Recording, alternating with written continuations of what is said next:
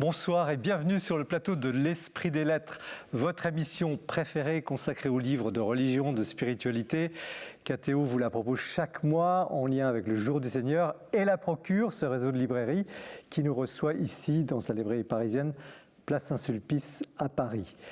Noël approche et Noël, c'est le temps des cadeaux. Quoi de plus beau que d'offrir un livre? Alors évidemment, c'est quelque chose de matériel, mais un livre, quand on l'ouvre, quand on feuillette ses pages, conduit à l'immatériel, à l'esprit, à l'élévation, qui est le sens aussi de cette émission.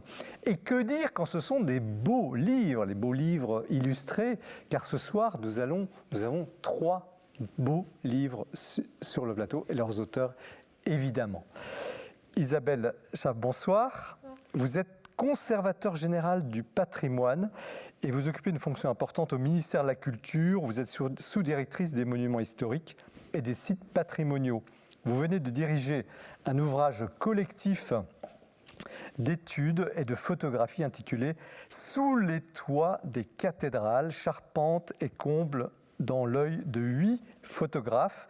C'est une magnifique réalisation aux éditions du Patrimoine et coéditée avec le Centre des Monuments Nationaux et l'appui du ministère de la Culture. 17 auteurs, dont vous-même, 8 photographes, qui laissent un peu sans voix tant cet inventaire photographique des 87 cathédrales est captivant sur le plan technique et architectural, mais également mystérieux, car seuls quelques-uns peuvent accéder à la visite des combles de ces cathédrales. Donc c'est une véritable découverte des cathédrales françaises, non pas par le bas, les coulisses, mais par le haut. Sophie Guérin-Gasque, bonsoir. Bonsoir. Vous êtes architecte du patrimoine, docteur en histoire de l'art, et vous êtes également directrice de l'association Don Robert. Qui est Don Robert? C'est un moine artiste de l'abbaye d'Ancalca, dans le Tarn. Il est né en 1907, mort en 97. Et vous lui consacrez un beau livre qui est à la fois une biographie, mais aussi une magnifique évocation de son œuvre. C'était un dessinateur, un aquarelliste, un peintre cartonnier, comme on dit, qui dessinait des tapisseries très renommées. Le livre s'intitule Don Robert, moine et artiste. Il est publié chez Azan, et où on découvre la richesse de cet homme, Guy de Chaunac-Lanzac, avant d'entrer en religion. Grand artiste, grand spirituel. Cet ouvrage est vraiment un enchantement. Je ne cherche pas le beau, aimait-il à dire, mais le vrai. Michel Bambonnet-Privat et frère Stéphane, bonsoir. Bonsoir. Alors, vous êtes, madame, diplômée de l'école des Chartes. Vous êtes l'une de nos plus grandes spécialistes de l'orfèvrerie. Vous avez été notamment conservatrice générale au département des objets d'art du musée du Louvre. Frère Stéphane, vous êtes un religieux franciscain, membre de la custodie de Terre Sainte. Vous avez été à ce titre l'un des proches collaborateurs du cardinal Pizzaballa, religieux franciscain également, aujourd'hui patriarche latin de Jérusalem. Vous avez été aussi responsable de l'église du Saint-Sépulcre, de l'abbaye de la Nativité. Merci d'être venu de si loin. Alors, ce qui vous réunit ce soir tous les deux, j'ai du mal à le prendre, c'est un très très beau livre que vous avez coordonné sur le Saint-Sépulcre. On peut dire que ce livre est quasiment un trésor d'édition, parce que c'est un magnifique livre sur un vrai trésor, le Saint-Sépulcre de Jérusalem. Il recèle de tout ce que les princes et rois ont donné comme objet liturgique depuis des siècles aux franciscains, gardiens des lieux saints et du lieu éminent de la crucifixion du tombeau du Christ. Donc c'est vraiment un livre hors norme. Il s'intitule Terra Sancta Museum, l'orfèvrerie du Saint-Sépulcre du XVIe au XVIIIe siècle, et donc coédité par la Terra Sancta Museum et les éditions Les Feuillantines. C'est un chef-d'œuvre de livre sur un authentique chef-d'œuvre, d'authentiques chefs-d'œuvre au pluriel. Nous allons en parler. Donc voilà une émission qui s'annonce très intéressante, une émission de Noël, avec justement ces beaux livres. Mais avant de commencer, nous retrouvons notre amie Mathilde Mailleux, qui elle aussi a préparé une hotte bien fournie. La l'actualité du livre religieux en ce mois de décembre, eh bien, c'est une sélection pour vos cadeaux de Noël.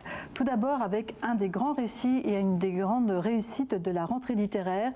C'est le livre écrit par Javier Cercas, publié aux éditions Actes Sud, Le fou de Dieu au bout du monde. Javier Cercas est un auteur espagnol de littérature, c'est un grand auteur.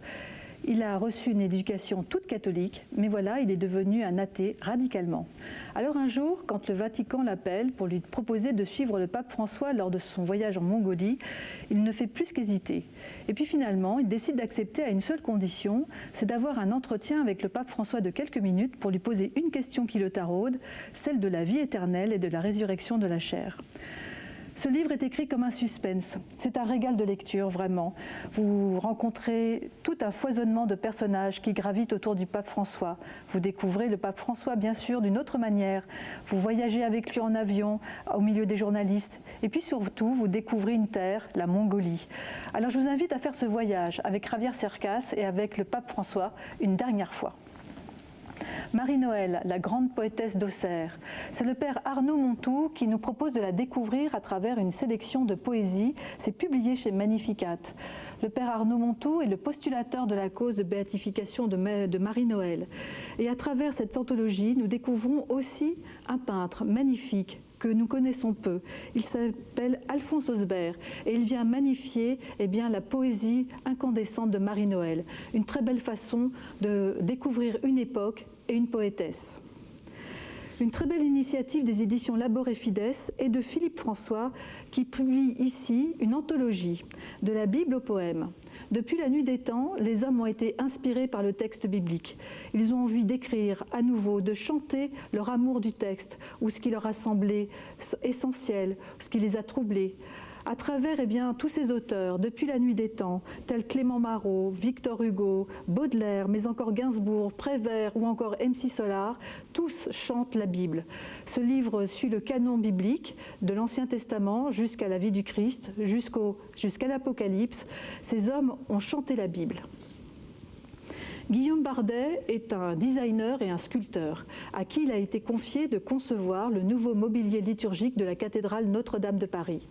Dans ce très bel album qui s'intitule L'aventure Notre-Dame, nous découvrons, émerveillés, l'aventure qu'a été celle de concevoir ce mobilier. À travers les croquis préparatoires, le travail, l'artisanat, les photos qui rendent et qui subliment tout ce travail, ils nous font découvrir de l'intérieur ce qu'un créateur peut faire pour sublimer une cathédrale. Célébrer la nature, c'est aux éditions Ulmer et c'est Antoine Isambert qui nous propose de redécouvrir le chemin de Compostelle, surtout le tronçon qui va du Puy-en-Velay jusqu'à Roncevaux. Car il y a une merveille que nous soupçonnons mal ou que nous découvrons peu à peu dans ces pages, c'est la nature qui est absolument exceptionnelle. C'est un herbier, ce sont des fleurs qui composent ce livre, ce sont des chemins, c'est un chemin très différent de celui que nous avons l'habitude d'emprunter, car il suit la fleur, il suit les chemins, et c'est un ouvrage qui nous invite à redécouvrir peut-être d'une autre manière ce qu'apporte aussi Compostelle. Et puis pour terminer, un véritable coup de cœur personnel. C'est une très belle bande dessinée conçue par Quentin Denoyel, dessinée et scénarisée avec beaucoup de talent. C'est aux éditions de La Paix. Jean Delacroix, c'est un mystique espagnol du XVIe siècle, un homme parfois obscur dont on a du mal à imaginer qu'il peut nous rejoindre aujourd'hui. Et pourtant, avec cette bande dessinée, vous allez comprendre à quel point Jean Delacroix est un formidable moderne. Il nous invite à travers cette bande dessinée, Quentin Denoyel, à suivre Jean Delacroix à travers sa quête, sa soif de Dieu, mais aussi ses tourments. C'est un homme moderne que je vous invite à découvrir à travers un magnifique dessin et un scénario splendide. Merci Mathilde pour cette présentation, votre passion aussi pour les livres que nous partageons avec nos invités, vous qui nous regardez. C'est un bonheur de pouvoir réaliser cette émission. Nous commençons avec le livre d'Isabelle Chave, Sous les toits des cathédrales, un livre qu'elle a coordonné, charpente et comble dans l'œil de 8 photographes. Donc un livre sur, on s'en doute peut-être, qui a à voir avec l'incendie de Notre-Dame, on va en parler avec vous. Un petit mot avant sur votre fonction, parce que vous occupez du patrimoine. En quoi consiste cette fonction au ministère de la Culture ? les monuments historiques? Il existe en France 45 000 immeubles qui sont protégés au titre des monuments historiques et à peu près 300 000 objets. Ah oui. Ça, c'est la première partie du titre, sous-directrice des monuments historiques.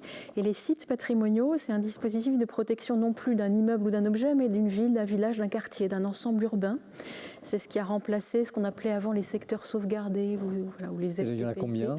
Et là, on est à 1030 à peu près sites patrimoniaux remarquables en France. Et avec ça, vous trouvez le temps de coordonner un livre sur les toits. Alors, il est original ce livre. C'est un livre dit de photos, un très beau livre, magnifique.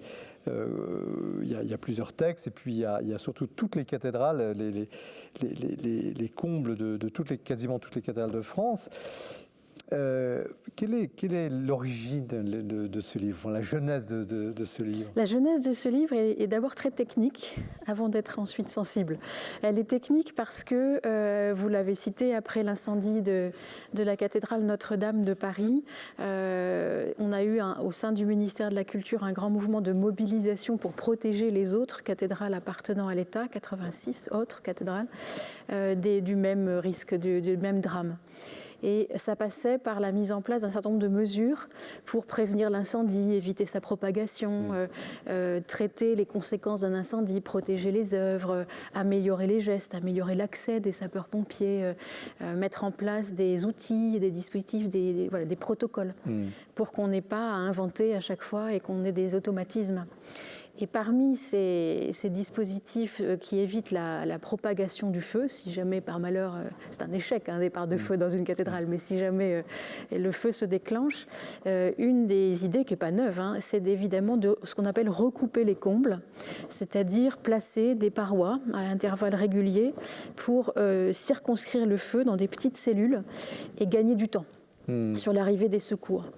Et évidemment, en plaçant ces cloisons coupe-feu, on perd immédiatement, et c'est pour ça que j'évoquais le caractère sensible de ces espaces, on perd immédiatement la jouissance esthétique qui est de voir cette immense nef, la forêt, comme on l'appelle pour Notre-Dame ou pour d'autres cathédrales. Et cette forêt, on en perd la profondeur, puisqu'on a à échéance régulière des cloisons. Et on s'est dit que le meilleur moyen de conserver, d'un point de vue documentaire, la mémoire de ces lieux, qui allaient disparaître pas dans leur réalité, mais dans leur aspect, dans l'appréhension que le public pouvait en avoir, eh bien, c'était d'en garder la mémoire photographique, mais avec un protocole très précis qui faisait que les photographes qu'on allait sélectionner par voie d'appel à candidature avaient tous le même cahier des charges sur les angles de prise de vue. Ça, c'était la première partie du cahier des charges. Et en revanche, ça c'est l'aspect sensible, on leur laissait carte blanche pour produire chacun entre 10 et 15 photographies qui là alors était vraiment la perception qui leur était propre, le sentiment qu'ils avaient de cette atmosphère que générait chez eux. C'est ce qui donne ce très beau livre, très original effectivement, parce que ce sont des charpentes, mais aucune ne se ressemble, les volumes sont différents, et on sent la différence entre des photos techniques, documentaires, et des photos artistiques qui enchantent le livre. Mais à côté de cette préservation, on peut appeler ça un inventaire photographique, est-ce qu'il y a eu aussi des relevés de type, je ne sais pas, numérique ou digitalisation des structures? Quelles sont les mesures complémentaires de la photographie? Alors, il se trouve que les documents les plus anciens qu'on peut conserver de ces archives de l'administration des monuments historiques, ce sont effectivement des relevés, beaucoup de relevés, de dessins, de coupes, et beaucoup de ces dessins déjà s'intéressent à la question des combles des cathédrales. Il y a évidemment un caractère extrêmement plus qu'ingénieux, c'est des prouesses de cette géométrique, d'assemblage, etc. Et on a dans les archives des monuments historiques, à partir des années 1830, on a l'incendie de la cathédrale de Chartres, par exemple, en 1836, qui va immédiatement générer un chantier pour sa reconstruction. Et donc, on est au tout début de l'existence de l'administration des monuments historiques dans ces années 1830. Eh bien, les premières archives comportent justement les relevés de cette charpente disparue qu'on veut reconstruire. Jusqu'aux cotes précises. Oui, jusqu'aux cotes précises. Millimétriques. Exactement. Et puis après, plus on progresse, les technologies évoluent. Et aujourd'hui, c'est plutôt des systèmes de ce qu'on appelle les nuages de points. On fait des relevés relevés numériques, on fait des duages de points, ce sont des surfaces numériques. C'est ce qui nous a permis, par exemple, pour la forêt, pour Notre-Dame de Paris, de pouvoir reconstituer, c'est-à-dire restaurer, mais par une reconstitution à l'identique, la charpente médiévale qui était celle qui couvrait la nef et le chœur grâce à ces relevés. On ne reconstitue pas toujours avec du bois, parce qu'il y a plusieurs exemples. Soit on le voit très bien dans le livre, c'est spectaculaire, des charpentes en fer et des charpentes en béton.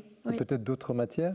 Oui, alors c'est vrai qu'à part le bois qui a été quand même très très longtemps, pendant toute l'époque moderne, le principal matériau utilisé, je crois que la seule exception peut-être ancienne, c'est la charpente du Panthéon à Rome, qui était en bronze dès l'origine, mais qui a été détruite en 1625. C'était vraiment une rareté. La plupart, toutes les charpentes de l'époque médiévale et moderne sont en bois. On passe effectivement au métal à une période très précoce, plus précoce peut-être que ce à quoi on pourrait penser comme ça spontanément. On est un petit peu plus en retard par rapport aux Anglais. Les Anglais commencent à faire entrer les charpentes métalliques dans leur cathédrale dès le début des années 1820. Et nous, il faut attendre effectivement ces années, la fin des années 1830, puis vraiment les années 1840. À vrai dire, ce n'était pas une nouveauté en France. Déjà, les charpentes des théâtres parisiens commençaient à passer au métal, pour les mêmes raisons, la protection contre l'incendie dans les théâtres. Et là, on a des premières recherches dès la fin du XVIIIe siècle. Mais c'est vraiment les années 1800, 1830, 1840 qui font arriver le métal dans les cathédrales. Et ce qui est intéressant, c'est qu'on introduit le métal dans les cathédrales quand il s'agit de reconstruire une charpente qui a été incendiée. Chartres, par exemple. Et ce qui est intéressant aussi, c'est que les premiers dessins de ces charpentes métalliques vont imiter en fait les dessins, les réseaux, les assemblages, les motifs des assemblages du bois. Et avec le recul entre le bois, le métal, le béton, le béton arrive ensuite, après la Première Guerre mondiale. Qu'est-ce qui résiste le mieux à la fin ? Alors effectivement, ça dépend aussi des...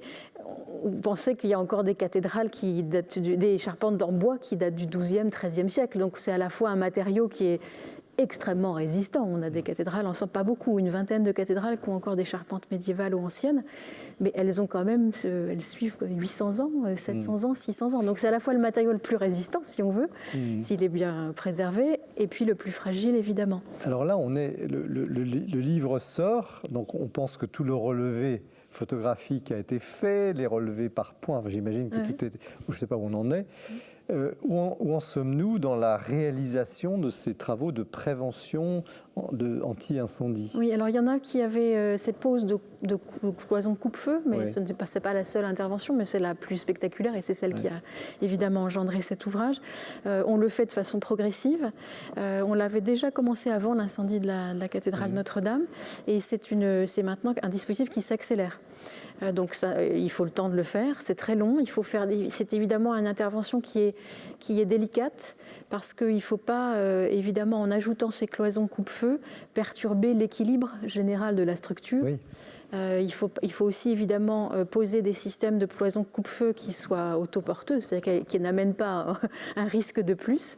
Donc on le fait très lentement. On l'a fait à la cathédrale de Tulle, par exemple, c'est fait. On l'a fait à Bayonne, on l'a fait à Moulins, et on avance comme ça progressivement. Alors vous êtes une experte à la fois technique et historique, puis administrative, parce que vous êtes en fonction.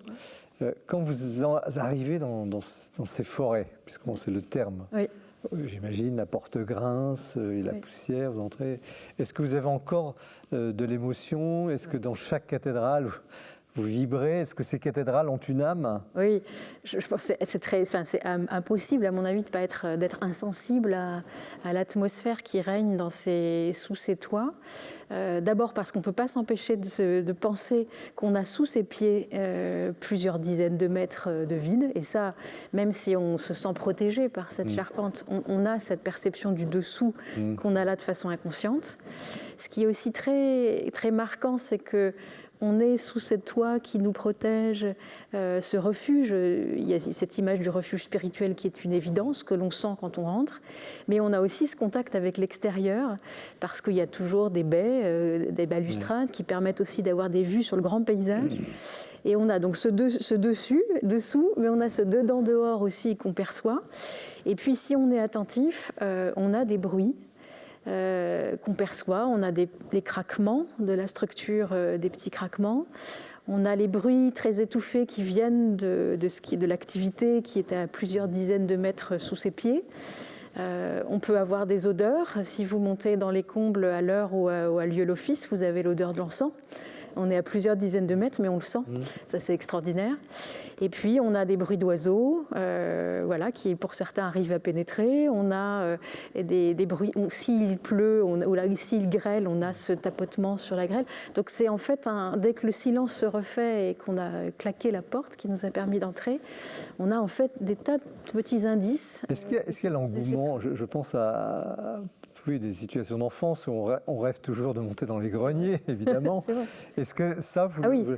C'est la perception qu'on peut avoir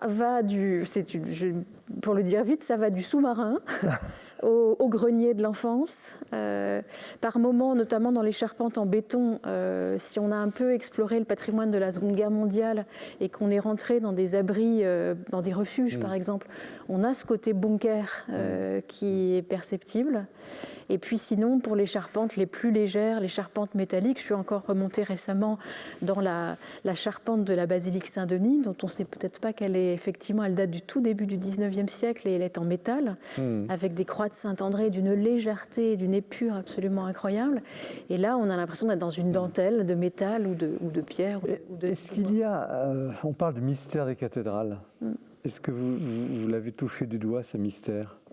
Ce serait présomptueux, mais en tout cas, s'il y a un lieu où on a ce sentiment d'être très près du ciel, quelques centimètres nous séparent du ciel quand on est dans les cloîtres, donc ça, on ne peut pas en faire, enfin, on le sent. Oui. On peut penser aussi, c'est déjà peut-être une lecture un petit peu de second degré, mais on a cette personne, enfin, on pense évidemment immédiatement, parce que l'art de la charpenterie évidemment est d'une évidence dans son ingéniosité, dans ses prouesses. On a évidemment la figure de Joseph auquel on pense. Ouais, Joseph qui est à la fois le patron des charpentiers, puis le patron des pères de famille. L'aspect protecteur. Ça nous conduit directement à la Terre Sainte. J'aimerais bien avoir la réaction du frère Stéphane, vous avez été responsable d'églises éminentes en Terre Sainte. Comment vous recevez un ouvrage, la portée d'un ouvrage de ce genre qui effectivement apparaît technique, il est artistique aussi, et il ouvre un peu la porte au mystère du lieu saint. Alors moi, je dois dire que toute ma vie, quand je fréquentais les cathédrales, je me demandais qu'est-ce qu'il pouvait y avoir au-dessus des voûtes. Ça, c'est quelque chose qui est pratiquement constant. Et je dois dire que je n'ai jamais vu le dessus de la voûte de la cathédrale de mon diocèse en France, alors que je connais beaucoup de prêtres, etc. Et jamais j'ai réussi à monter dans des lieux pareils. Et je dois dire que c'est des lieux qui me rendent extrêmement curieux. Donc j'aurais plaisir à feuilleter les pages de votre livre pour voir un petit peu ce qui m'intrigue. Alors par la suite, j'ai eu la chance de pouvoir voir des charpentes que tout le monde n'a pas l'occasion de voir. Je pense aux charpentes de la basilique du Saint-Sépulcre, les églises de Terre Sainte, etc. Mais même si on y vit, ce n'est pas des lieux où on va souvent. Mais je buvais les paroles que vous disiez avec l'émerveillement que l'on a quand on va dans des lieux pareils. On imagine le vide en dessous, ce que l'on voit sur les côtés par les baies, etc., c'est quelque chose de vraiment Et Michel, impressionnant. Mme Privat, vous êtes aussi dans le domaine de la préservation, de l'art, du patrimoine. Comment vous recevez une telle entreprise? Et moi, j'ai été pleine d'admiration parce que je vois tout le travail que ça représente. Et puis ensuite, parce que j'ai trouvé que c'était très beau. Et notamment dans toutes ces belles photographies qui, je crois, sont laissées libres à leurs auteurs, j'ai adoré celles qui représentent les charpentes des croisées des transepts, parce que ça fait comme un bouquet. Et on a ce bois qui part vraiment avec une douceur. On a l'impression d'une sorte de flexibilité, alors qu'il n'y a rien de plus raide qu'une charpente. C'est quand même très très beau. C'est un livre magnifique.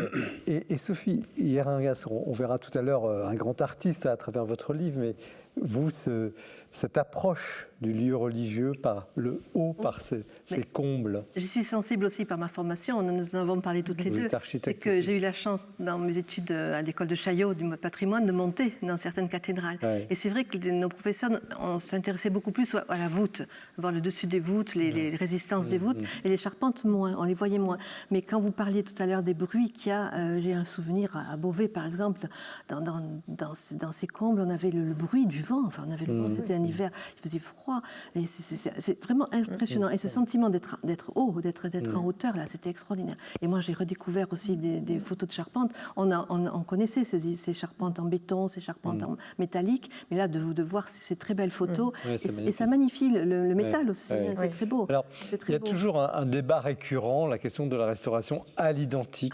J'imagine que ça s'est posé sur l'introduction du béton, ou peut-être du fer aussi. Il a été très, très vif à l'occasion de la restauration de Notre-Dame, évidemment. Est-ce qu'on en sort un peu de ces anciens et nouveaux? Effectivement, on en sort parce qu'il y a eu les débats qu'on a connus, évidemment, au moment de la reconstruction et la reconstitution à l'identique de la flèche de la cathédrale Notre-Dame. Je dois dire que lorsque, au XIXe siècle, le ciel de Rouen a vu apparaître la flèche de métal qui a été érigée sur un très vieux projet d'Alavoine au début du XIXe, mais qu'il a fallu 50 ans pour arriver à faire advenir, eh bien, on a trouvé le moyen de la peindre en couleur pierre, parce qu'il fallait évidemment effacer qu'elle était en métal. Et ça a soulevé évidemment l'acrimonie de tous ceux qui trouvaient scandaleux de reconstituer en métal dans un autre matériau. Et en Terre Sainte, frère, est-ce qu'on a les mêmes tensions sur la restauration ou les compléments à apporter à tel ou tel bâtiment? Disons que les basiliques importantes, je pense à la restauration de la basilique de la Nativité, par exemple, qui a été terminée il n'y a pas tellement longtemps et qui est vraiment, à mon avis, une splendeur. Cette église, on a essayé de la restaurer un petit peu telle qu'elle était à l'époque justinienne, je pense.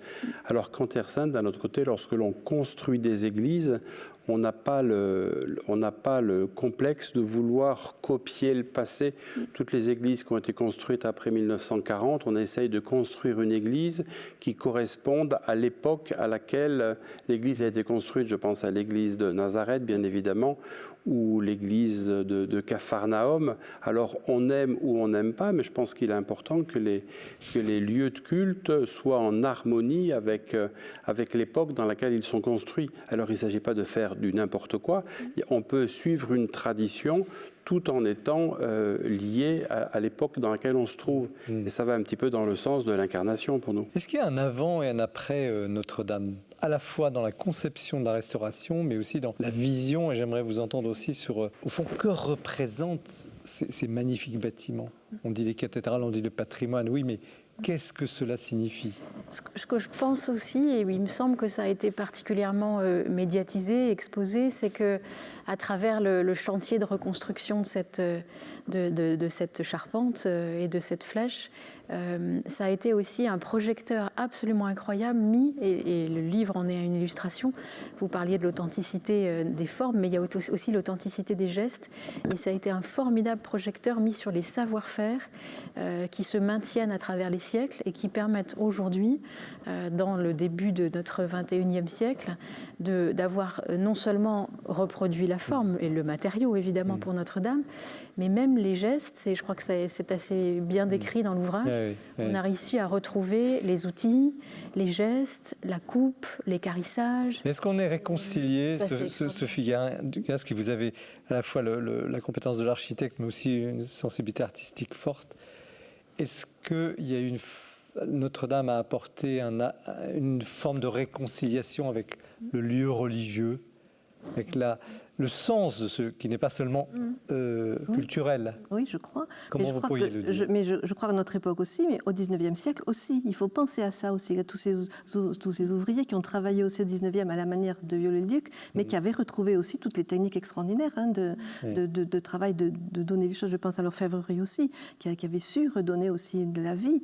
Et je crois que Notre-Dame vraiment a nous apporté, parce que ça nous a touché au cœur. Je crois qu'on a été touchés par cet incendie. Moi, j'étais particulièrement sensible aussi, parce que j'avais connaissé Notre-Dame comme un cocon, un lieu protecteur, et puis d'un seul coup, tout avait éclaté.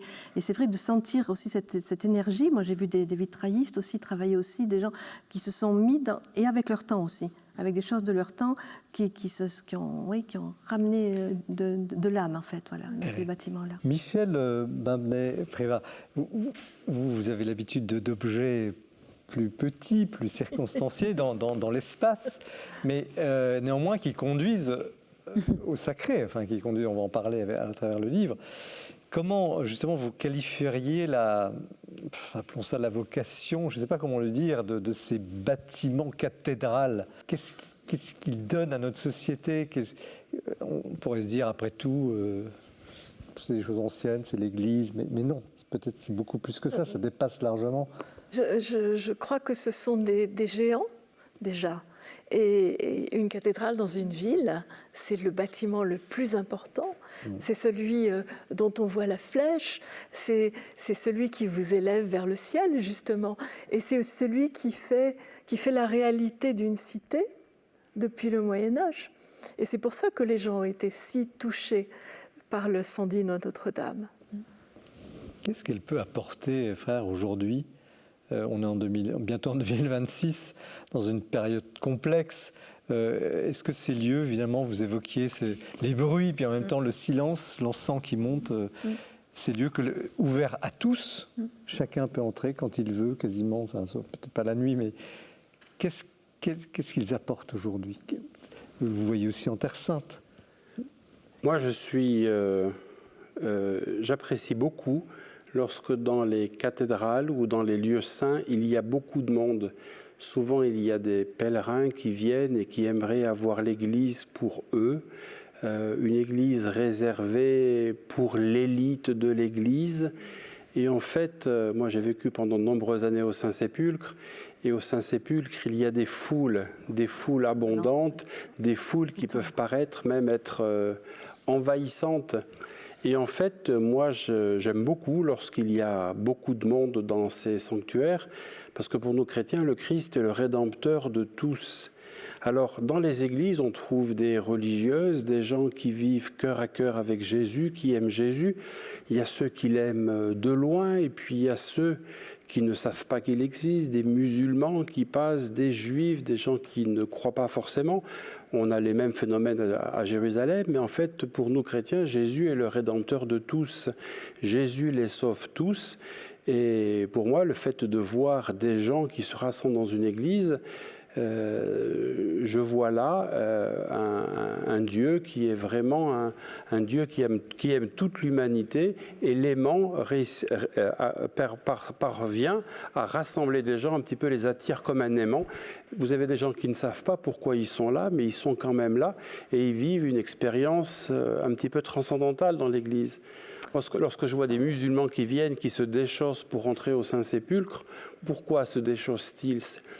Bien, ils vivent quelque chose, et Jésus les sauve aussi. Et donc, pour moi, ça me parle beaucoup, ça.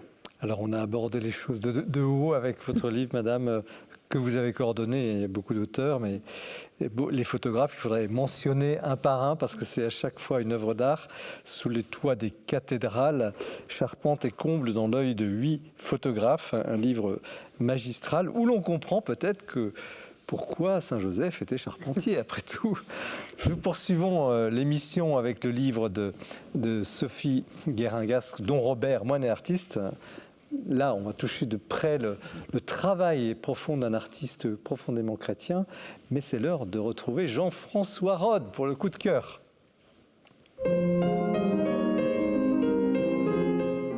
Parmi les beaux livres qui peuvent faire de magnifiques cadeaux de Noël, je donne la priorité aujourd'hui à l'Evangelion, publié par les Dominicains des éditions du Cerf. C'est un beau livre, mais c'est aussi un livre très important parce qu'en fait, c'est la nouvelle traduction des évangiles et des psaumes de la Bible de Jérusalem. Seuls, évidemment, les plus anciens d'entre nous se souviennent du choc qu'a été la publication d'une traduction française de la Bible par l'école biblique et archéologique de Jérusalem, donc la Bible de Jérusalem, un véritable événement, au moins pour 3 raisons. D'abord, c'était une traduction scientifique qui essayait d'être le plus près possible des textes originaux, donc les bons spécialistes de l'hébreu et du grec. Ce n'était pas l'œuvre d'un seul homme, fut-il génial, c'était vraiment une équipe qui s'aidait, qui se contrôlait, qui se complétait. Donc une grande traduction pour être le plus près possible du texte original.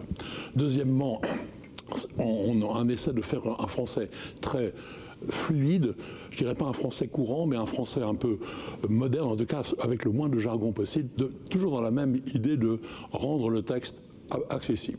Et puis troisièmement, des introductions et des notes très abondantes, très travaillées, qui étaient extrêmement pédagogiques. Bon, ce fut un immense succès, vous le savez, et ça a d'ailleurs été imité dans toute l'Europe, en allemand, en italien, en espagnol, en anglais, en tchèque.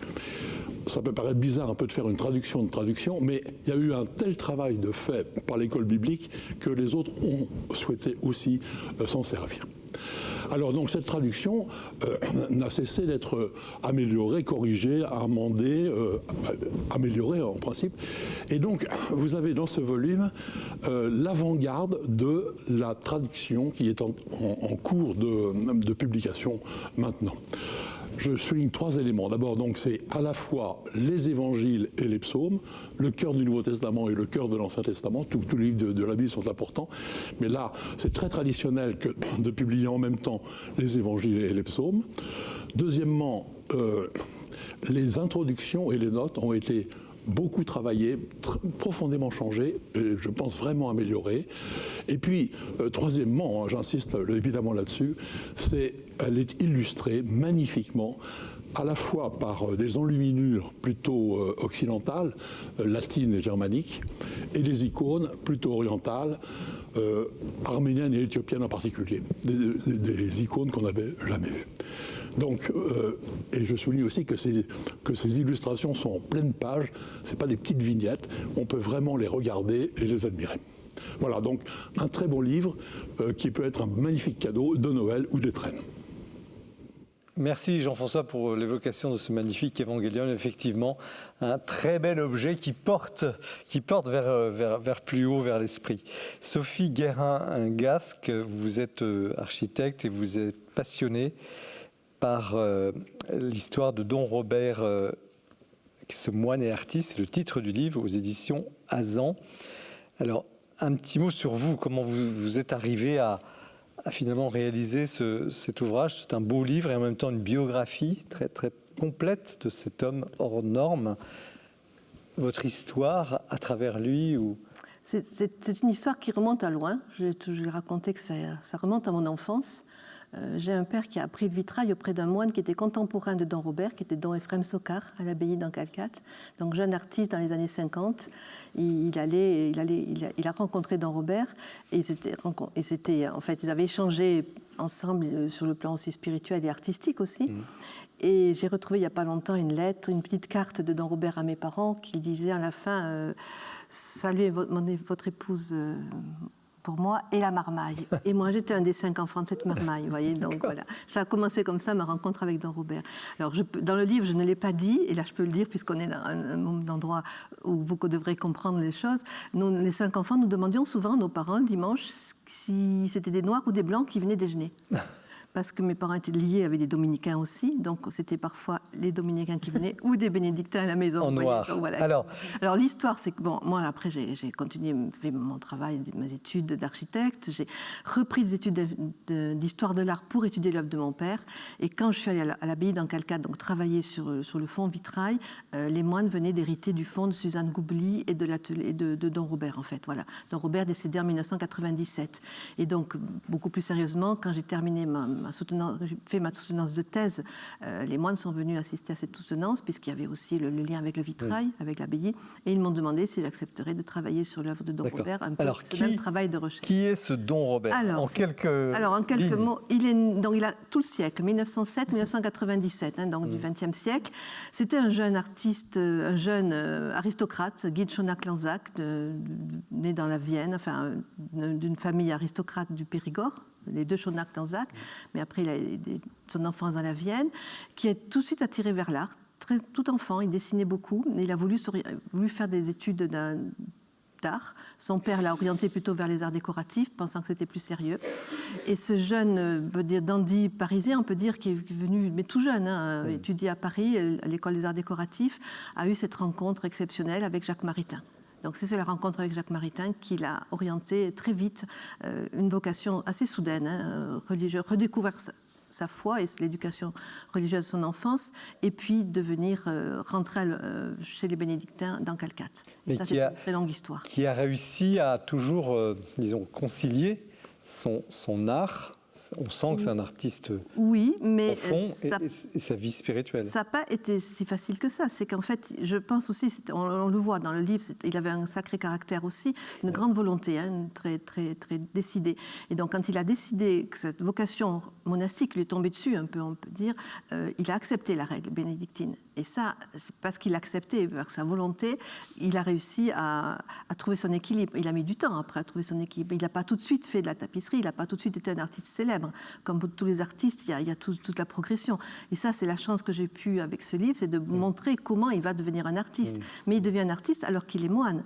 Donc il avait très peu fait de choses, très peu créé avant d'être moine. Et très peu de temps, paradoxalement, vous le dites bien, dans ses journées, pour dessiner ou travailler. Sauf que, bon, c'est vrai que la règle bénédictine et les offices du jour, de l'office de nuit, du matin au soir, il y a quand même, c'est scandé par 7 offices dans la journée, il ne reste pas beaucoup de temps.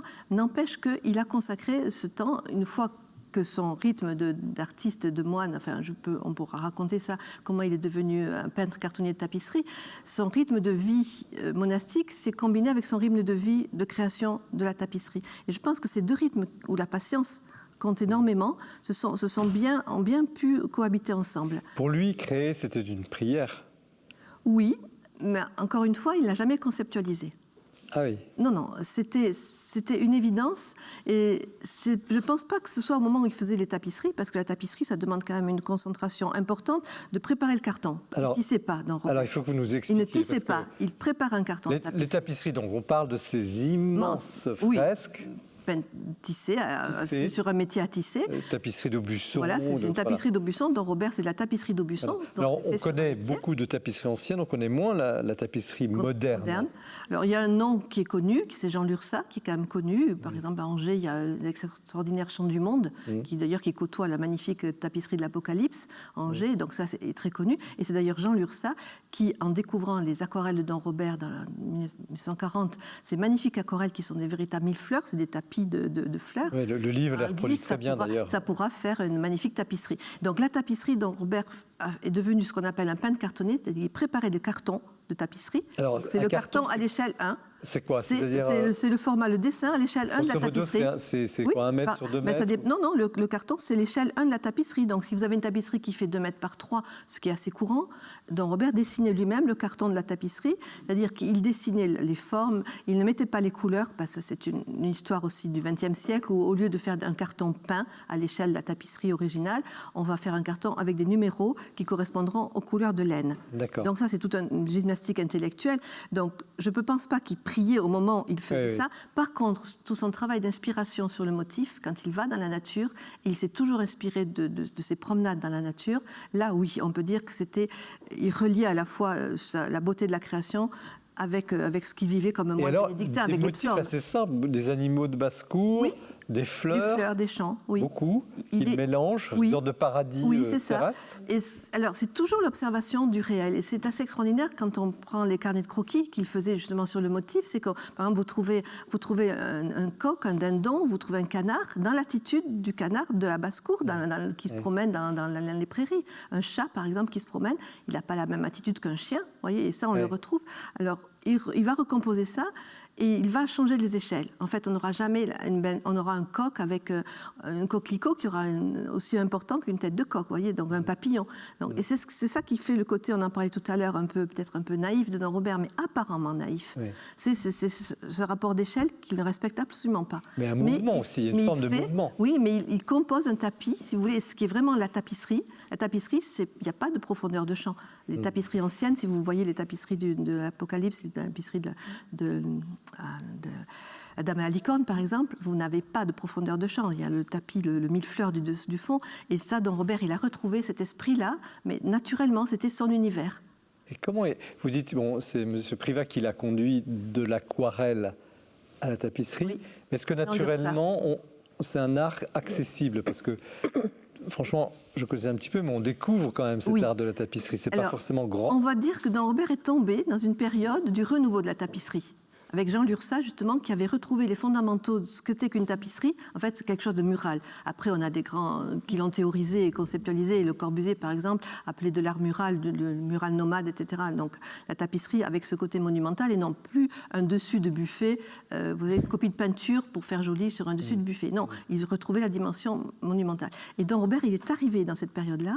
Et Jean Lurçat cherchait aussi des artistes qui s'intègrent à la tapisserie. Donc, à la fois, il y a son univers unique, de cette façon de regarder la nature et de recomposer, et puis tout ce mouvement du renouveau de l'intérêt pour cette matière. Mais alors, il y a peu, dans les tapisseries, si je ne me trompe pas, peu de thèmes religieux.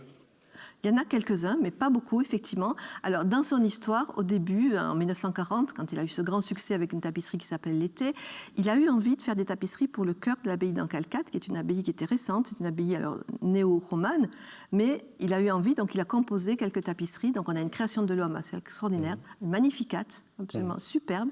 Et puis, ça s'est interrompu quand, dans sa vie, il a eu une sorte de coupure, une période où il était détaché d'Ancalcate. Il appartenait toujours à la communauté, mais il est parti en Angleterre. Donc, ça s'est interrompu, cette série de suites qu'il avait prévues.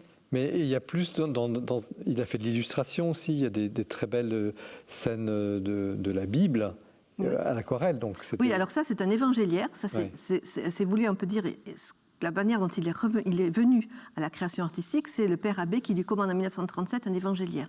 Et alors cet évangéliaire, mais c'est une espèce de syncrétisme, de plein d'influences. Il avait été très cultivé, donc on retrouve des enluminures anciennes, on trouve de l'Orient, il aimait beaucoup aussi l'art chinois, donc beaucoup de choses. On retrouve de l'art iranien, vous voyez, on peut dire aussi persan dedans, et à la fois son univers. Dans les toutes premières enluminures, par exemple, on trouve les chèvres qu'il a vues sur place. Vous voyez, on voit la nativité, il y a les moutons, c'est des moutons qu'il a vus, vous voyez, dans la nature à côté. Donc c'est ça qui est assez extraordinaire chez Don Robert.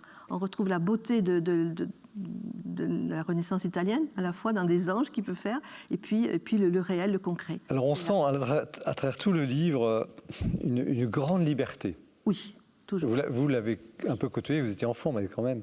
J'ai pas Qu'est-ce que vous pourriez dire de cette liberté à la fois? Il est religieux, et en même temps immensément libre. D'ailleurs, ça lui a valu quelques ennuis.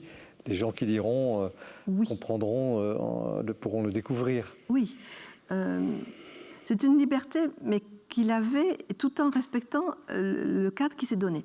C'est ça qui est très intéressant chez Don Robert, je crois. Moi, j'ai réussi, en lisant toutes ces correspondances qu'il a pu dire dans le temps où il était, parce que ça, c'est passionnant dans un travail d'historien, c'est de se remettre dans le temps de l'artiste. Parce que l'artiste lui-même, il a raconté beaucoup de choses qui ne sont pas tout à fait justes, parce qu'il s'est re-raconté son histoire un peu. Mais vous avez fait un vrai travail de biographie. Oui, ça, c'est passionnant. Mais je vois cette espèce de sa liberté, une grande liberté, oui, parfois, qui pouvait choquer, parce qu'il disait ce qu'il disait quand il aimait quelqu'un, il disait quand il n'aimait pas aussi. Donc il pouvait être extrêmement blessant. Et puis ce côté aristocrate quand même aussi, qui fait que... Mais par contre, on dit qu'avec des gens modestes et humbles, et des gens, par exemple, des enfants ou des personnes en difficulté, handicapées, il était d'une gentillesse et d'une ouverture, il donnait tout, il aurait tout donné. Voyez. Donc cette liberté, il n'en a pas fait, il n'en a pas abusé dans le sens pour profiter des gens. Je crois qu'il c'était son tempérament. D'ailleurs, il n'aurait pas pu être artiste, moine artiste ou artiste moine, sans cette liberté. Oui, c'est sûr. Mais vous voyez, j'ai beaucoup réfléchi le titre de mon livre. Oui. C'était Moine et artiste. Vous verrez, le père Abbé qui a fait le préface, lui parle d'artiste moine, mais ils l'ont toujours connu que moine. Donc c'était pour l'artiste. Moi, j'ai vu comment ce moine est devenu l'artiste qu'il est. Et qu'il s'est donné ça. Et vous savez, à la fin, j'ai repris un texte qui parle. C'est un témoignage qu'il donne dans un film en 1990 pour le Jour du Seigneur. Et il parle de la façon dont il a trouvé l'équilibre de la marche. Et cette métaphore de la marche est très très belle. Et j'ai retrouvé un film 1963 où il dit la même chose, que petit à petit, on a l'impression qu'on a deux choses qu'on n'arrive pas à concilier. Et avec le temps, j'ai réussi à concilier les deux choses. Et c'est ce qui m'a guidée, moi. Vous voyez, j'avais pas une théorie à l'avance sur Don Robert. C'est au fur et à mesure que j'ai avancé dans son histoire. Le livre, c'est vraiment un portrait intérieur aussi de cet homme, extérieur à travers ses œuvres, mais aussi on sent l'homme est très attachant. Frère Stéphane, alors vous êtes religieux, je commence par vous. Comment vous recevez au fond cette vocation particulière qu'était ce Don Robert? Moi, il me semble que dans la vie religieuse, tous les frères ne sont pas forcément des artistes, mais lorsqu'il y a une vocation, un éveil, un intérêt à l'art, il me semble important que les moines, les frères, les religieux, les religieuses puissent s'épanouir à travers l'art. Moi, j'ai connu beaucoup de frères qui sont devenus de bons religieux précisément parce qu'ils ont réussi à s'exprimer, à dialoguer avec les autres à travers des œuvres d'art. Alors vous avez des œuvres d'art qui peuvent être de l'art un petit peu en tout genre, un art qui va plaire, un art qui va être plus conventionnel, mais c'est une façon également que les frères ont pour arriver à se faire aussi comprendre des autres. Et je pense qu'à travers certaines œuvres d'art, on peut apprendre à aimer certains frères. Et dans l'élan du priant, c'est votre métier, enfin, en tout cas encore plus des bénédictins. Oui, les franciscains prient, mais les bénédictins, c'est quand même très, très structuré. Dans cet élan de prière régulière, etc., est-ce qu'on peut comparer l'élan artistique, l'élan créatif et l'élan mystique? Je ne sais pas si on peut aller jusque-là. Qu'est-ce que vous en pensez, vous, madame? Oui, mais c'est quand même très intime aussi à chaque personnalité. Oui, on peut, mais pour Don Robert, il ne faudrait pas essayer de calquer quelque chose dessus. Oui, je crois que lui-même ne s'est pas vraiment exprimé. Il s'exprime par des titres d'œuvres, par exemple. Voyez, quand tu as une tapisserie dont on découvre un titre, tapis de prière, je n'avais que le titre. Et puis, on a trouvé cette tapisserie dans une collection particulière. Mais évidemment, c'était un tapis d'ombelle, un tapis de fleurs. On se dit, mais oui, c'est évident, ça. Mais vous voyez, au départ, il avait donné ce titre-là. Et nous, quand c'est ses fleurs, son tapis de fleurs, c'est sa prière, on peut dire. Mais je pense qu'il n'a pas voulu, il n'a pas écrit ça. On ne peut pas l'enfermer. On ne peut pas l'enfermer. Michel Mamnet, vous côtoyez-vous aussi des artistes à travers l'orfèvrerie, enfin, vous les devinez. Comment celui qui s'est exprimé à travers ces tapisseries, vous le percevez? Moi, en lisant le livre, je me disais, finalement, c'est merveilleux parce que cet homme qui aurait pu être un peintre mondain, et bien finalement, la foi lui a permis de voir autrement la création et d'en faire l'objet de sa peinture. Oui. Donc c'est ça qui est extraordinaire. C'est à la fois, on a l'impression qu'il y a une grande observation, on en parlait tout à l'heure, mais en même temps, cette observation, ça devait être de la méditation en même temps. C'est-à-dire que le temps qu'il avait où il pouvait méditer, se promener dans la nature, c'était aussi celui où il faisait tous ses croquis. Donc c'est beau. Isabelle Schaaf, comme experte aussi du monde de l'art, comment vous recevez cette vocation, cette réalisation? Parce que quand même, moi, je suis arrivée à Don Robert en ne sachant pas qui se cachait derrière Jean Lurçat, si je peux dire, parce que j'ai eu toujours beaucoup de goût pour Jean Lurçat. J'ai eu cette même... Donc ce tapissier qui a mis éveillé en laine ces œuvres-là. Et puis ce goût qui est un goût spontané, qui est le goût de la flamboyance de ces œuvres où on a un aspect direct. Ce que vous exprimiez à l'instant sur le fait qu'à travers la nature, il y a effectivement cette foi qui se traduit. Le musée Don Robert a prêté assez récemment à la cathédrale Notre-Dame, qu'on évoquait tout à l'heure, cette extraordinaire tapisserie qui s'appelle l'Aude, je crois, et qui est en fait un remarquable panorama d'ombelles entrecroisées, etc. C'est le titre de l'œuvre qui lui donne évidemment ce signe religieux qu'il n'a pas forcément. Ce qui m'a frappé dans l'ouvrage, c'est en particulier, c'était deux choses. La première, cet extraordinaire contraste entre l'homme en noir, avec une silhouette en plus très élancée, très ascétique, le crâne évidemment avec les cheveux très courts, donc cette silhouette très raide et très noire, très sombre, à côté de cette toile éblouissante de couleurs. Et on se demande comment est-ce que ce contraste est possible entre quelque chose d'aussi réservé, d'aussi sombre, et puis à cet éclatement. Ça, c'est la première chose qui m'a marqué. Les choix des photographies de l'ouvrage, à cet égard, je trouvais que c'était absolument incroyable. Et puis l'autre chose qui apparaît dans l'ouvrage, c'est que très souvent, en fait, les propositions qui existent de reproduction de l'œuvre de Don Robert, c'est souvent des petits détails. La chèvre folle, le chat, les petites cartes postales. Et en fait, on appréhende l'œuvre de Don Robert que par une palme, une fleur, un coquelicot, comme vous l'évoquiez. Un style, quoi. Un style, oui, des détails. Alors que là, l'ouvrage donne à comprendre, un peu comme une sorte d'épiphanie, on avait le détail, on ne comprenait pas le tout. Et là, l'ouvrage donne à met côte à côte, en fait, les détails et la création complète. Et là, tout prend sens. Le petit détail qu'on a apprécié pour soi, en fait, devient en fait un minuscule centimètre carré d'une toile qui fait. Alors, il y a un autre aspect un peu inattendu dans ce livre et dans cette personnalité, c'est la question de l'amitié. Oui. Parce qu'il avait beaucoup de relations, c'est un bon vivant. Quand il s'échappait de ce monastère, il allait volontiers dans des bons restaurants. Voilà, imaginons qu'il avait la permission du Père B, peu importe, en tout cas il y allait. Mais l'amitié était un point très fort dans sa vie personnelle, mais aussi dans sa créativité. Oui, et j'ai même à un moment mis les grandes amitiés en référence à Jacques Maritain. Jacques et Raïssa Maritain. Et c'est vrai que Don Robert, on a l'impression qu'il a recréé plusieurs fois un cocon familial. Même si sa famille, il le dit, c'est le monastère, sa famille. Ça, c'est très important pour les moines bénédictins. Leur famille, c'est là. Mais il a recréé aussi ces petits cocons familiaux. Alors, c'était étonnant parce qu'il y avait, avec les Maritains, il était tout jeune, il les a connus très peu de temps, physiquement. Mais chaque fois, dans les correspondances, il évoquait ce moment extraordinaire de la rencontre, justement, des dimanches de Meudon. Il a à peine 6 mois où étaient les Maritains et ils recevaient le dimanche énormément de gens chez eux, à la fois des grands philosophes, des croyants, des non-croyants, des artistes. Mais ce moment qu'il a vécu, c'était extraordinaire pour lui. Et il a essayé de le reconstituer plusieurs fois. Parce que sa famille elle-même, sa propre famille, était assez éclatée aussi. Ses frères, il a un frère qui était prêtre aussi, donc il a une correspondance magnifique avec son frère. Mais même quand il était en Angleterre. Alors en Angleterre, il a reconstitué ça avec des gens qu'il a rencontrés, qu'il allait voir. Alors, on ne faut pas non plus trop l'exagérer. J'ai fait regarder toutes les sorties, parce que grâce aux correspondances, on voyait ce qu'il faisait.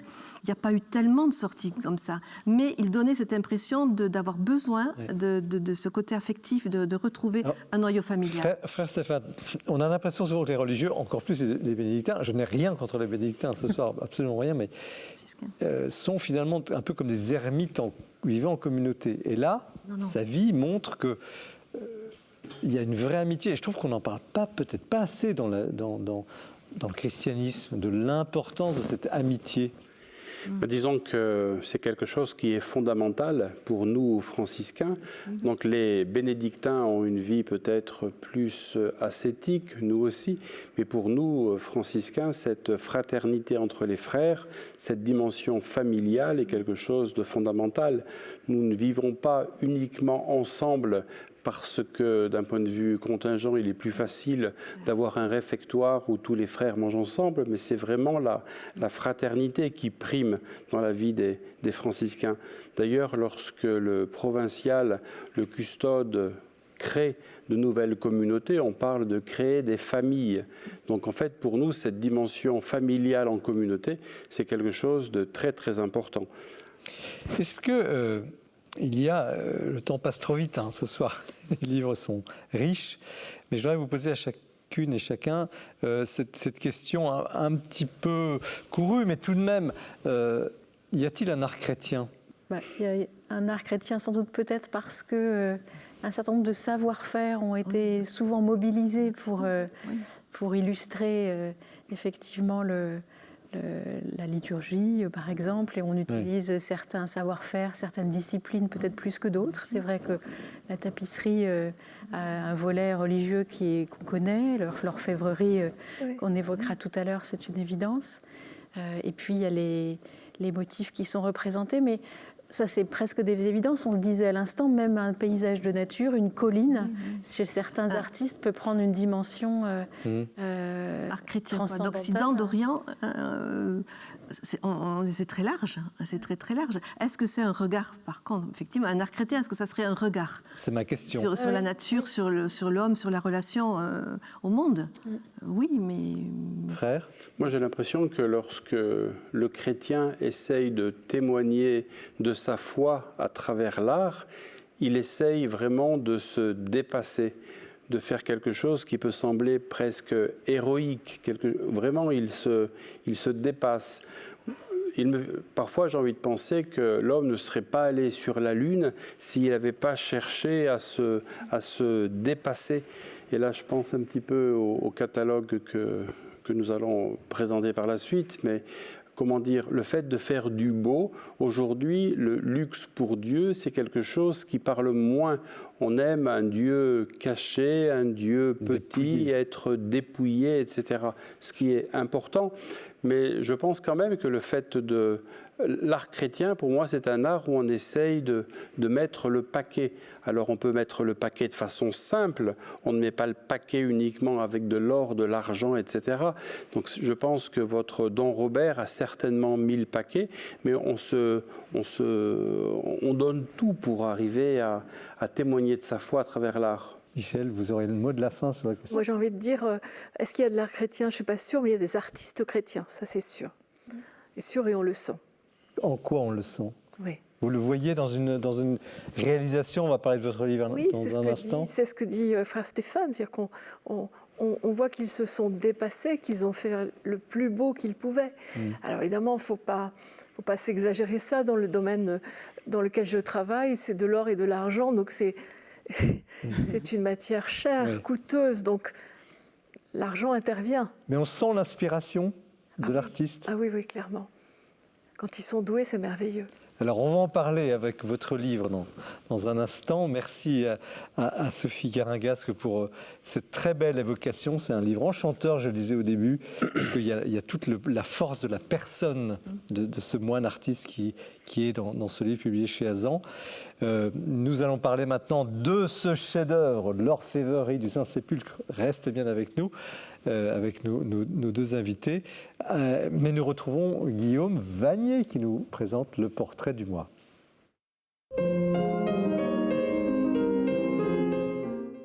Une fois encore, le pape a tourné son regard vers la France et vers sa longue tradition spirituelle. Rappelez-vous Benoît XVI au Collège des Bernardins, rappelez-vous le pape François et ses lettres sur Blaise Pascal et Thérèse de Lisieux. Et bien là, c'est le pape Léon XIV qui, de retour du Liban, dans l'avion, a confié que son livre de chevet, le meilleur livre pour comprendre qui il était, c'était l'ouvrage d'un carme un peu obscur du XVIIe siècle, Laurent de la Résurrection, qui s'intitule « Sur la pratique de la présence de Dieu ». Et c'est cet auteur-là que je voudrais vous présenter ce soir. La meilleure introduction actuellement pour ce Laurent de la Résurrection, c'est celle de Conrad de Mester, que les éditions du Cerf viennent de republier, Vie, pensée, pratique. Le père Conrad de Mester était carme lui-même. La première partie du livre raconte la vie du frère Laurent, qui était d'origine lorraine, qui a été militaire, puis qui s'est installé au couvent des Carmes, ici rue de Vaugirard, à 2 pas de la Procure, dans ce qui est maintenant l'Institut catholique de Paris. Et il est resté 50 ans exerçant les humbles fonctions de cuisinier et de cordonnier, des fonctions humbles mais centrales dans la vie d'un couvent.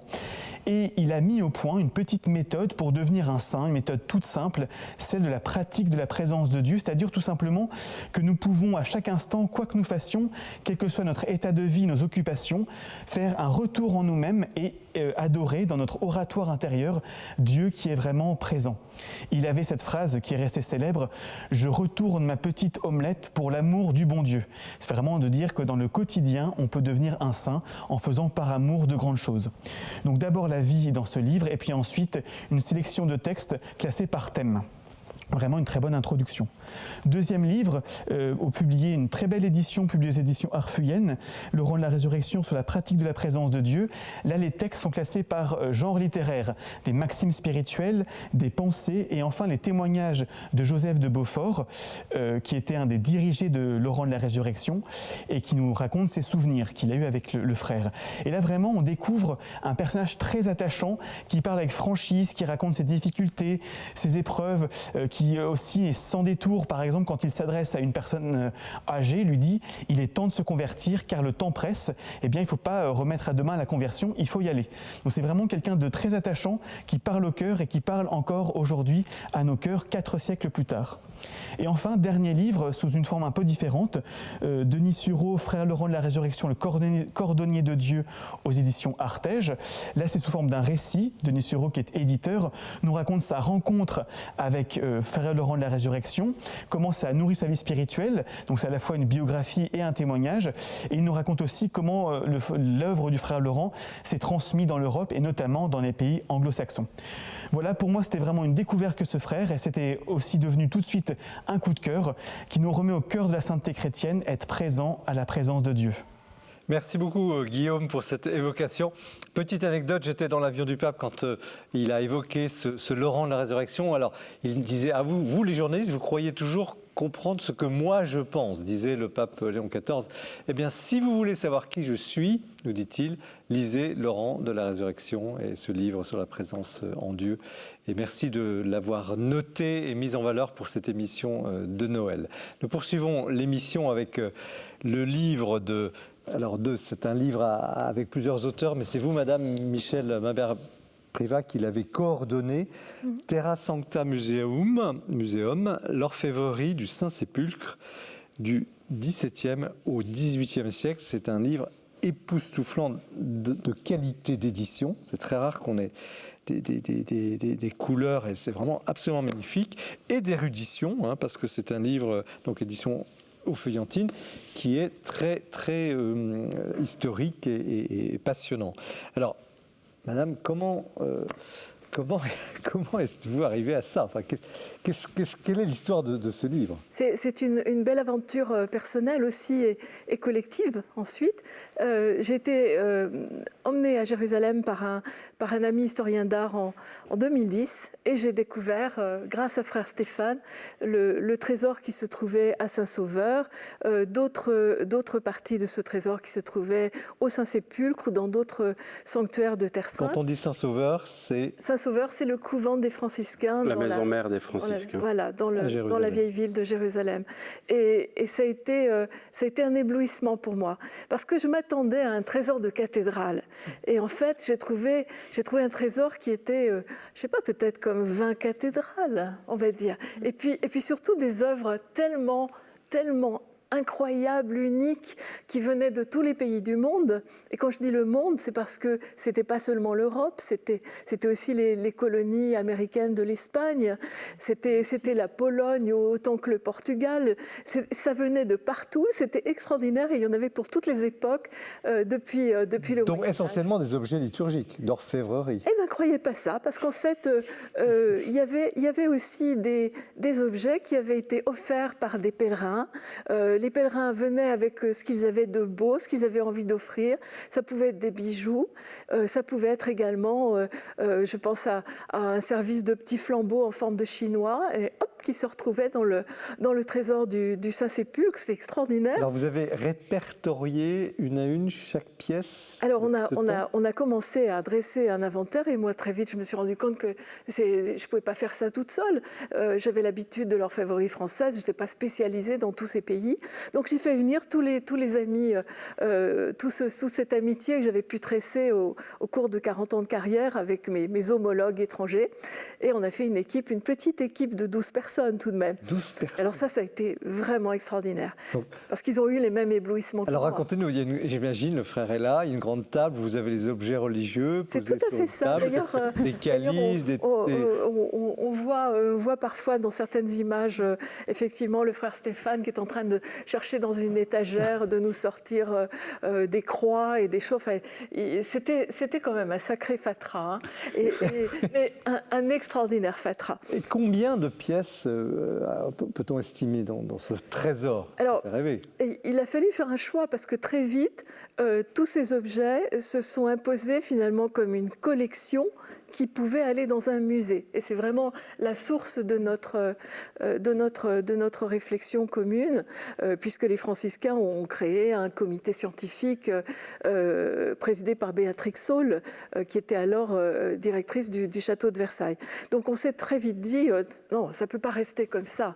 Et il y avait pas seulement de l'orfèvrerie, moi c'est juste un petit domaine de ce trésor. Il y a de la paramantique, il y a des très beaux manuscrits. Paramantique pour les non-initiés. Les textiles religieux, les vêtements religieux, et avec des broderies extraordinaires, et de toutes époques encore, et de toutes origines. Donc c'est exactement les mêmes problématiques. C'est quasiment un patrimoine mondial. Ah oui. De l'histoire de l'art mondial. Patrimoine tout à fait mondial, qui était, alors on met souvent en valeur le fait que c'était des présents des princes. Effectivement, les plus belles choses sont des présents des princes. Mais moi, je suis aussi très sensible aux petits objets.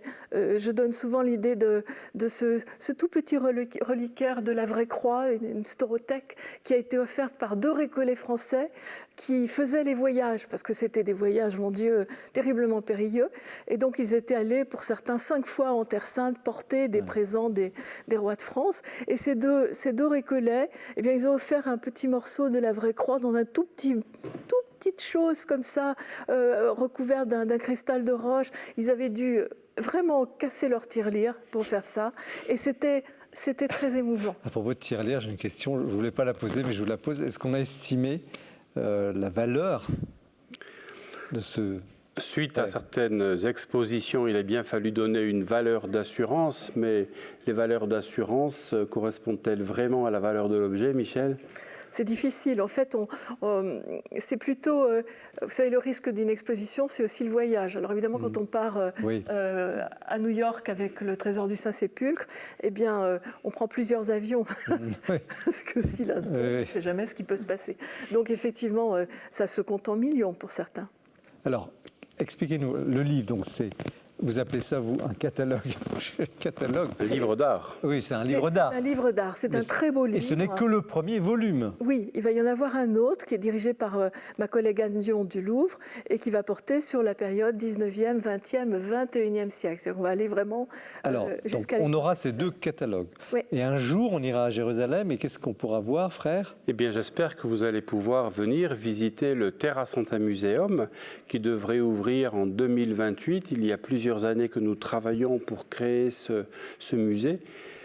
Le cardinal Pierre-Baptiste Pizzaballa, patriarche de Jérusalem, lorsqu'il était franciscain, custode de Terre Sainte, a décidé de présenter ses œuvres au public.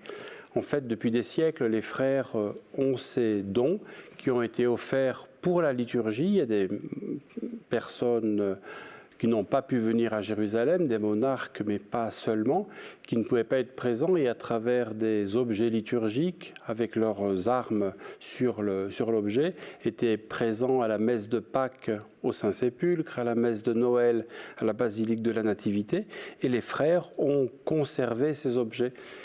Et le but maintenant serait que ces objets qui ont été conservés, dissimulés, il faut penser qu'on vivait pendant l'Empire ottoman, voire même avant l'époque mamelouk, donc ce n'était pas un climat qui était favorable à un trésor, donc les pièces étaient dissimulées pour éviter qu'elles soient pillées, pour être fondues, parce que l'or, l'argent attirent un petit peu tout le monde.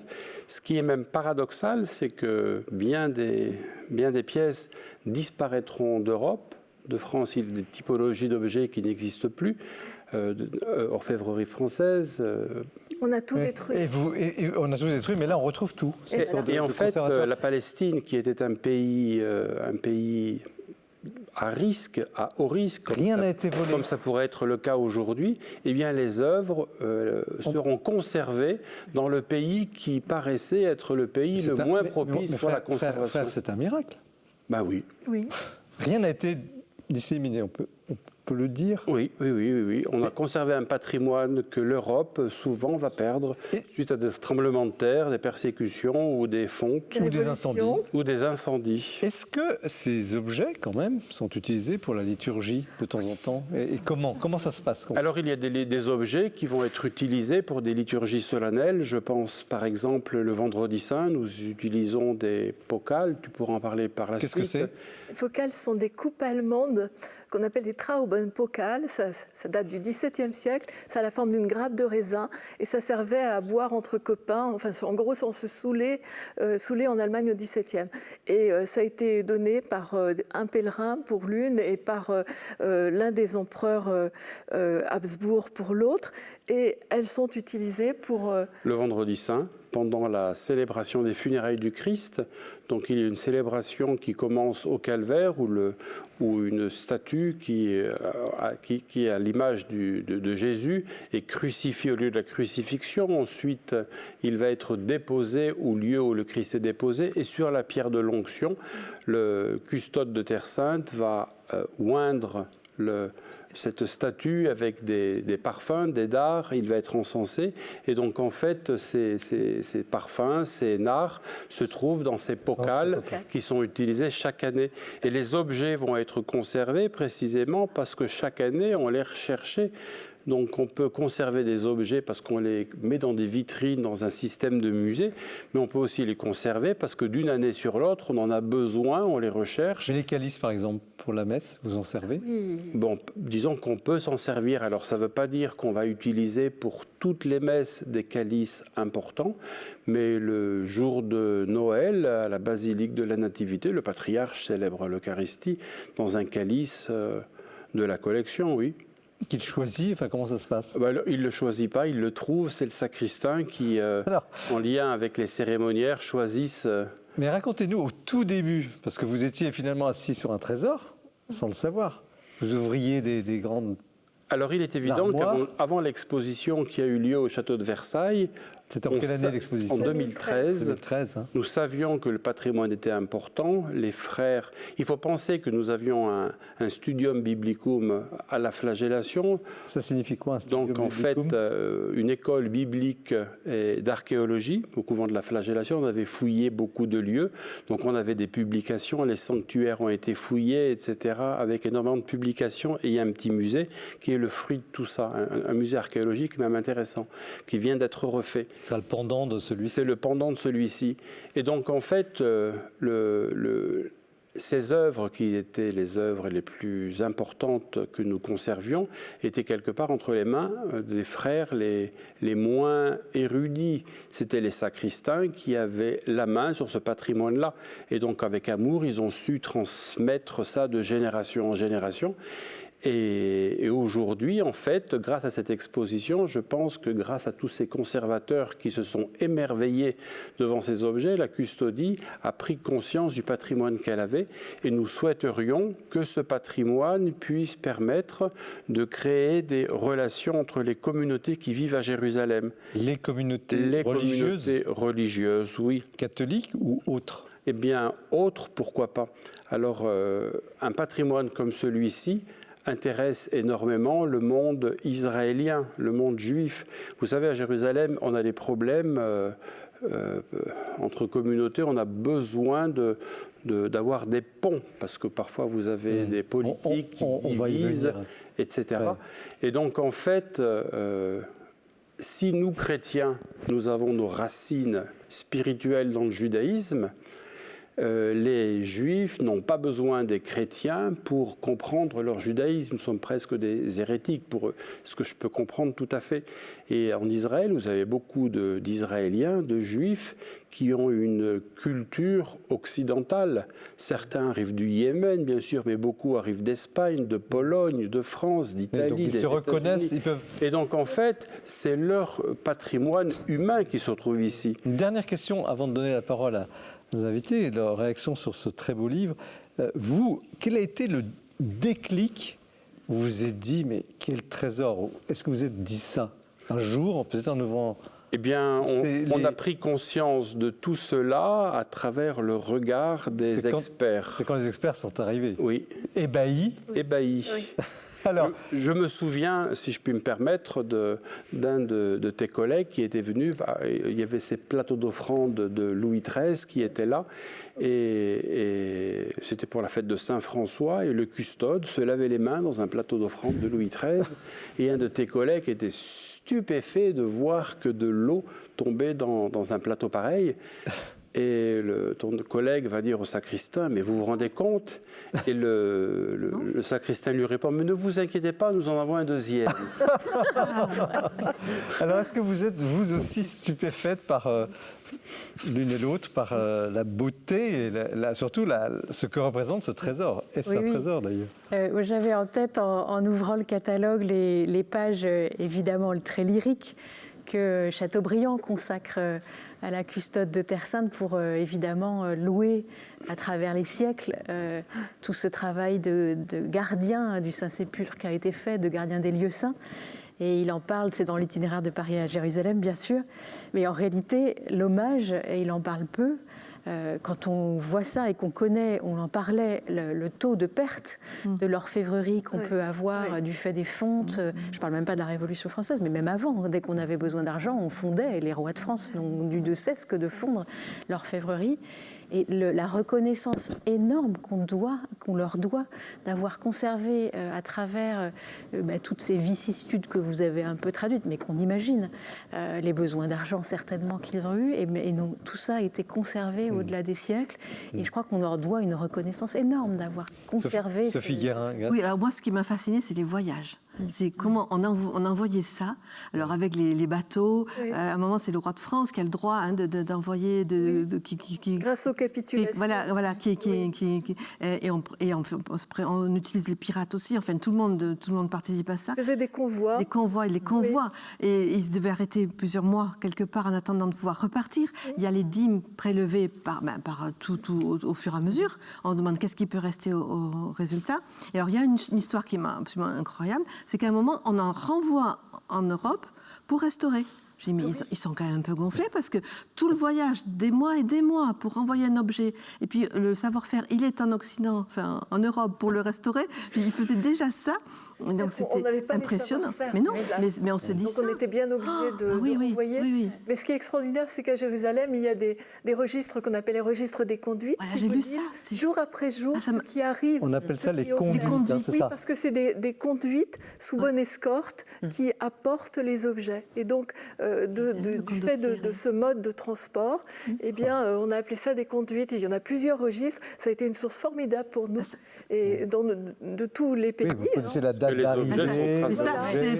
Et c'est passionnant. Et l'arrivée, et leur revient quand c'est sous domination turque, là, ou le Mamelouk avant, ils prennent leur commission, ils prennent leur dîme. Les commissions s'appellent des avanies. Voilà comment vous dites, excusez-moi, les avanies. Voilà, ça a donné un joli mot du vocabulaire français. Et on se demande qu'est-ce qui pouvait rester presque à la fin, on se demande.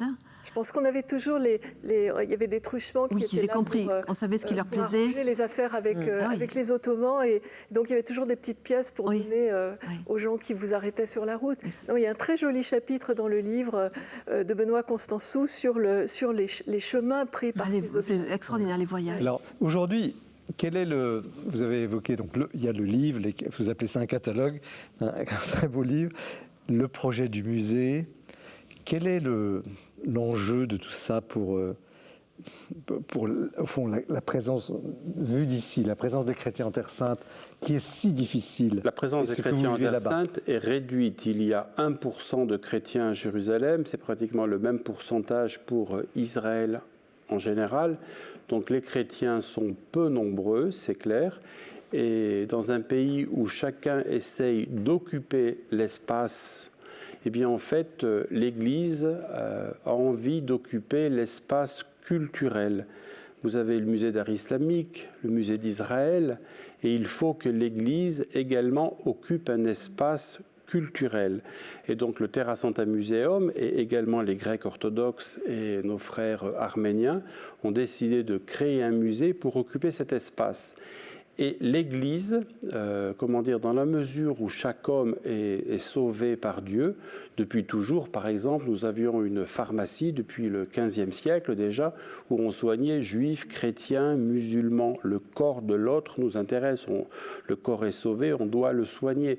Les franciscains ont ouvert des premières écoles au XVIe siècle, des écoles qui existent encore et qui sont ouvertes aujourd'hui. Il n'y a pas d'école en France qui, depuis le XVIe siècle, de façon continue, sont administrées par les mêmes personnes. Et donc, en fait, ces écoles étaient également des écoles mixtes. Il y avait des juifs, des chrétiens, des musulmans. Et donc, nous souhaiterions que ce musée chrétien parce que les chrétiens ont le droit de citer dans la ville, manifeste, soit une épiphanie d'une Église qui est ouverte également sur les autres communautés. C'est pourquoi, à travers ces œuvres qui sont chrétiennes, souvent, nous pensons que les musulmans, les juifs, peuvent également se reconnaître dans ce patrimoine. Alors il est évident que l'islam se reconnaît moins dans l'orfèvrerie du grand siècle, c'est évident. Mais par exemple, tout à l'heure, vous parliez des Mamelouks. La custodie possède des documents Mamelouks, des firmans Mamelouks. Et lorsque les Turcs arrivent, les Turcs vont brûler tous les documents des Mamelouks qui avaient précédé. Donc il n'y a guère que les églises, les Grecs orthodoxes, les franciscains, les arméniens, qui aient des documents mamelouks qui seront présentés. Eh bien, les musulmans reconnaissent leur histoire dans les documents mamelouks. Et donc en fait, c'est quelque chose qui les attire. Ils viennent, ils veulent en savoir plus. Une question sur, je pense que beaucoup de ceux qui nous regardent vont se dire, mais on voudrait les aider, comment faire ? Nous aider ? Oui, j'imagine, parce que c'est un budget énorme, le musée, tout ça. Concrètement ? Il y a un budget énorme, effectivement. Donc, nous avons des fondations pour nous aider à construire ce musée. Et en France, quelqu'un qui veut vous aider aujourd'hui ? Il y a le commissariat de Terre Sainte à Paris, qui a un fonds de dotation. Il y a la fondation Mansart également en France, qui recueille des fonds pour le musée. Il y a d'autres moyens à l'étranger. La custodie vit grâce à la quête du Vendredi Saint, à l'argent des petites gens. Et avec cet argent des petites gens, la custodie ne peut pas créer un musée. La custodie aide pour des bourses d'études. On doit donner à peu près 1000 repas par jour à Alep, après les tremblements de terre et après la destruction du régime. À Jérusalem, on a plus de 700 appartements que gratuitement on met à disposition des populations locales. Donc pour vous aider, on tape... Tout ça, c'est payé par les fonds des gens... Les gens qui veulent vous aider tapent Custodie, Terre Sainte ou bien Terra Santa Museum. Terra Santa Museum. Une question peut-être sur... allez, allons-y. Le contraste un peu fulgurant entre la richesse, c'est une question un peu bateau, je sais, mais je la pose.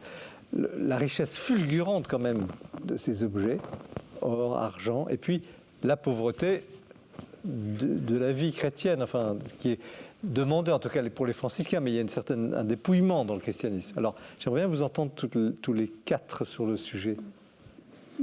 Est-ce que, parce que on peut faire le problème la question pour les cathédrales aussi, enfin, y a-t-il un contraste, une contradiction, ou est-ce qu'au contraire cela va ensemble? Je me place en lisant l'ouvrage plutôt dans une perspective historique où, dans le fait que chaque nation, chaque royaume envoyait les plus beaux objets, les chefs-d'œuvre les plus absolus, les plus riches, avec les matériaux et les savoir-faire les plus sophistiqués. C'est aussi la traduction de tout cet arrière-plan diplomatique d'émulation absolue entre les nations pour être présent à Jérusalem avec le plus bel objet. Et ce que vous évoquiez tout à l'heure de cette capacité des différentes communautés à se retrouver, en fait, il y a une espèce de mise en abîme qui fait qu'historiquement, en fait, c'est ça aussi le trésor. C'est chaque nation qui veut venir participer et dire j'existe et s'inscrire dans l'histoire et donner le meilleur d'elle-même. Sophie Garin, comment vous voyez cette question ? Je sais pas comment dire, parce qu'en fait, il y a la beauté elle-même, elle est faite avec tout ce qu'on a, enfin avec des beaux matériaux. Donc la beauté, elle est là. Je pense pas que les franciscains se soient enrichis, en fait, hein, mais on présente cette beauté. Et dans nos églises, c'est ce qui manque parfois aussi, la beauté des choses. Michel, comment vous voyez cette question ? Écoutez, regardez la couverture du livre. Vous voyez, c'est un très très beau Christ. Il est magnifique. Il est tellement beau qu'on a l'impression qu'il n'est pas en argent. Il a l'air d'être une sculpture, un bas-relief, et c'est un bas-relief en argent. Et il a été spécialement fait à Naples pour orner la chambre mortuaire juste au-dessus du tombeau du Christ. Donc pour moi, c'est vraiment un chef-d'œuvre qui est à l'endroit pour lequel il a été conçu. Et c'est ça la beauté, c'est ça le luxe. Alors, nous avons un problème, le temps. Il faut conclure. C'est une émission de Noël. Je vais vous poser à chacune et à chacun, et à vous, faire une seule question pour nos téléspectateurs, parce que c'est toujours une joie et on insiste aussi sur l'espérance dans cette émission. Après tout, on vient de parler de la beauté. Quel est votre plus beau message de Noël en cette année ? Qui commence ? Vous avez On a 1 minute pour les 4. Un message de paix. De paix. J'espère que le Seigneur Jésus, qui va naître pendant la célébration de Noël, puisse naître dans le cœur de chaque homme qui célèbre la Nativité et également dans le cœur des gens qui dirigent les pays pour parvenir à la paix, effectivement, au Moyen-Orient, dans le monde. Oui. Moi, je vais vous renvoyer à Don Robert qui disait que les plus petites choses de la nature, si vous voulez, c'est aussi important que les étoiles, que regarder le chant des étoiles. Et que d'apprendre justement cette simplicité des choses nous amène à la vraie beauté, voilà, des choses. Voilà. Et ça, Noël, c'est les petitesses. Hein, Dieu fait homme dans un petit enfant. Isabelle Chaves, vous avez le redoutable de la fin. Le point commun entre les 3 ouvrages, c'est aussi ce que la foi permet de faire en matière de savoir-faire, de technique, de dépassement de soi, la création de la beauté, parce que ce soit dans la charpente, dans l'orfèvrerie, dans le dessin ou la tapisserie. Et en fait, le lien commun, c'est effectivement cette volonté de se dépasser pour essayer d'approcher On a parlé de mystère, on a parlé de foi de façon générale, et pourvu que ce stimulus, cet aimant qui évidemment nous transcende tous, continue à exister et à créer des œuvres aussi belles dans les siècles qui viennent. Merci à toutes les quatre pour ce florilège. Alors, nous avons terminé par Terra Santa Museum, l'orfèvrerie du Saint-Sépulcre du XVIe au XVIIIe siècle, aux éditions aux Feuillantines, avec tout ce projet. Merci à vous, Sophie Guéringas, Don Robert, moine et artiste chez Azan. Et merci à vous, Isabelle Chaves, Sous les toits des cathédrales, charpente et comble dans l'œil de 8 photographes aux éditions du Patrimoine également. Un très beau livre, une soirée exceptionnelle, c'est une soirée de Noël que je vous souhaite beau, un Noël de paix. Merci de votre fidélité à cette émission. Vous la retrouvez sur le site de KTO, évidemment. Nous retrouvons l'année prochaine avec le même enthousiasme autour du livre. Très bonne soirée, au revoir.